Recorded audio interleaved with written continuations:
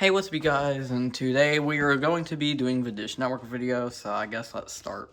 I don't know how to do the intro for today's video because I've been waiting to do today's video for so long, but without further ado, let's start. Now, if you haven't read the title, today we are doing the Dish Network video, and I'm going to start with the satellite first because that's the most logical thing to start with. And as you can see, yes, this is the second video I'm recording with the 15 Pro.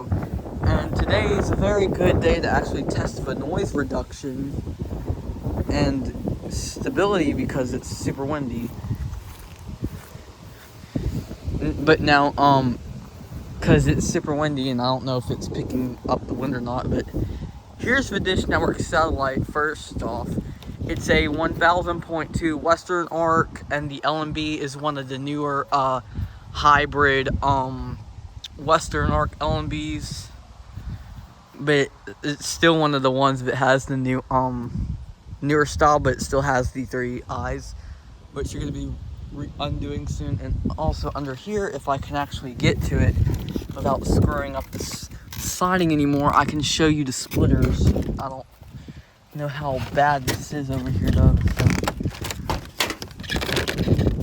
so I want to show y'all them, but like, oh yeah, I can get in here. It should be like, actually no, I can't get in without screwing something up more, so we're not gonna look at that. But yeah, without further ado, let's actually go inside and look at the receivers. The receivers consist of a Hopper 2000 and 2 Joey 2s, and I'm kind of angry that they gave us a Hopper 2000 because this was a new install and we even called in for it, and they for some reason still gave us a Hopper 2000 when I explicitly asked for a Hopper 2 or a Hopper 3. I didn't care which one it was, as long as it was one of the two. So I didn't want a Hopper 1 because they don't have any apps. Same with the Hopper 2000. But they probably thought I was talking about the Hopper 2000 when I said the Hopper 2.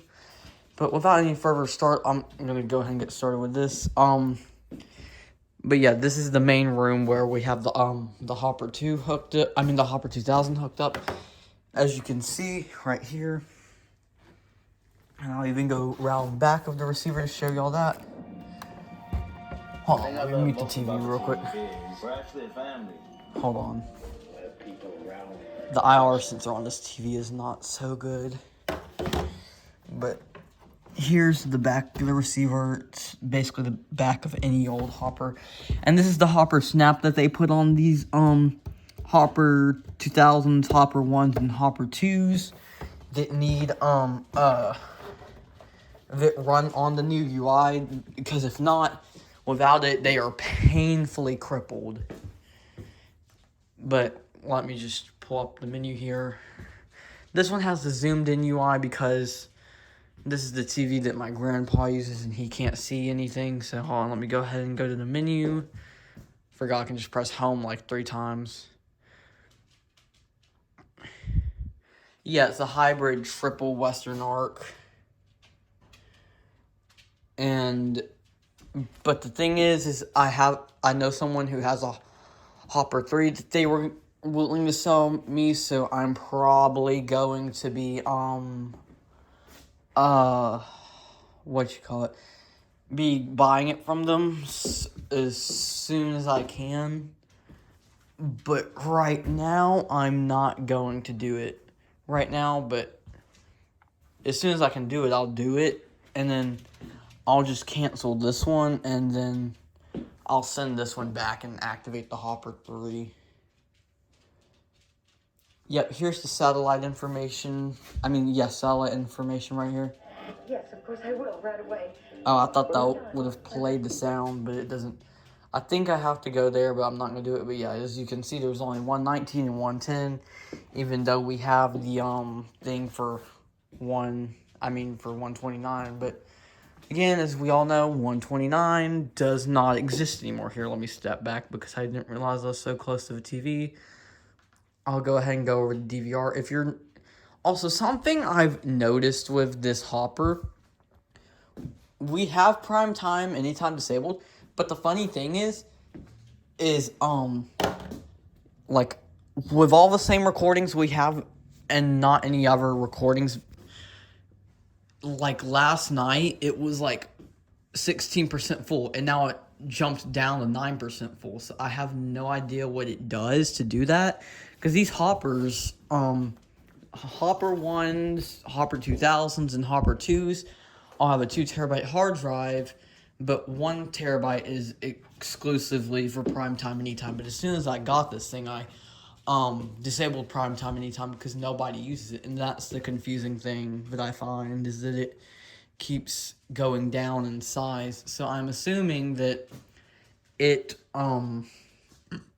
disables, not disables, but it compresses the recordings, I imagine. But yeah, that's the main hopper right there. I'm going to go ahead and show y'all the front of the receiver real quick. As you can see, since this one was made after, like, 2016, they removed the Blockbuster logo. But for some reason, it still has the older Dish logo, which confuses me. I'm guessing they just replaced this panel, but this panel is still the same. And I'll do the remote locate button just for fun, as you can see. Now, this is a 41.3, I think. No, it's a 54.1. Yeah, it's a 54.1, not a 54.3. I thought, but the funny thing is I thought all the 54.3s were, didn't have the Google branding, but still had, like, the bold logo, but nope.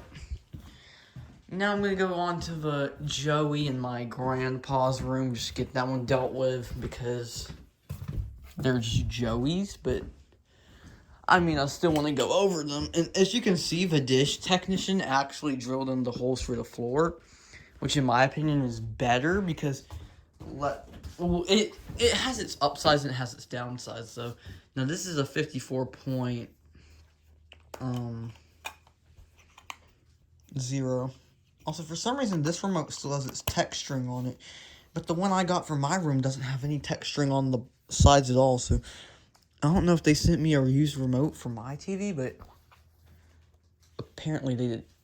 I hate this TV. The way its IR sensor is very unreliable.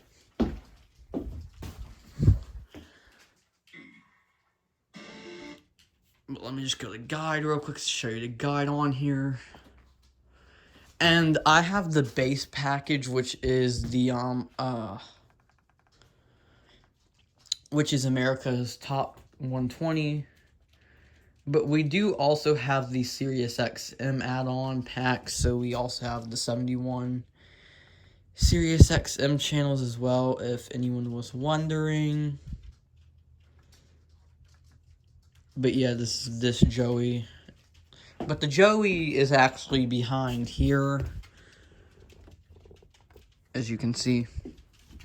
That way it doesn't get in front of the IR sensor. Hold on, let me get my dogs out of this one, because they're not supposed to be in here. But yeah, that's this Joey. Everything's the same thing. Also, I figured out a way to glitch the remote locator, which is just if you keep pressing locate on here.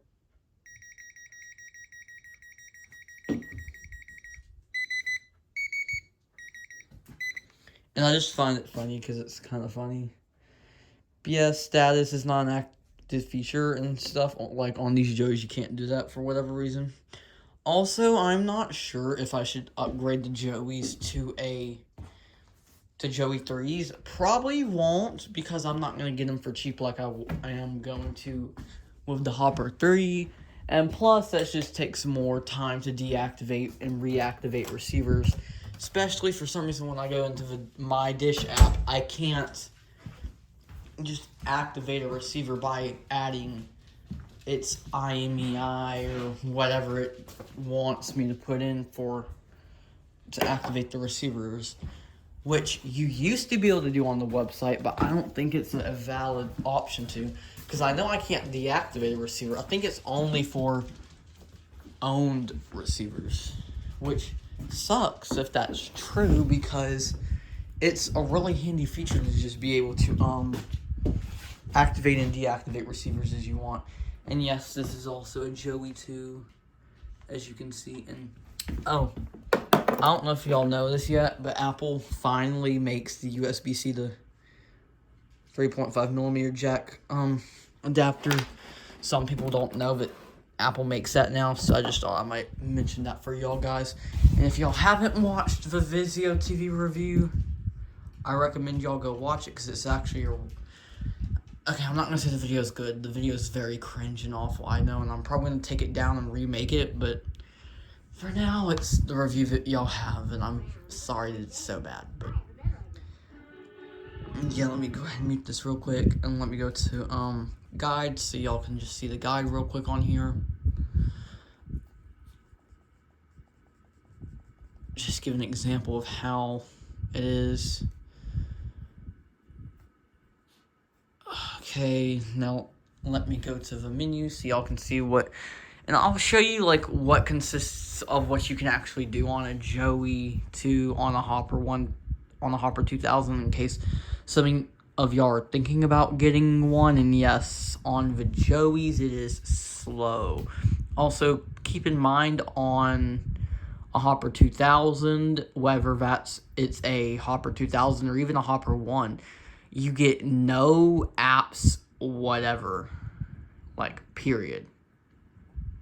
Like, you get these apps, but even them, they don't really work. So, plus you have no Wi-Fi on either. You only get Wi-Fi on the Hopper 2 and Hopper 3, but I would even recommend staying away from the Hopper 2 if you can afford the Hopper 3. And I'll go ahead and go to the menu now, and I'll just show you the main menu here, and then I'll go over to the actual system information screen here.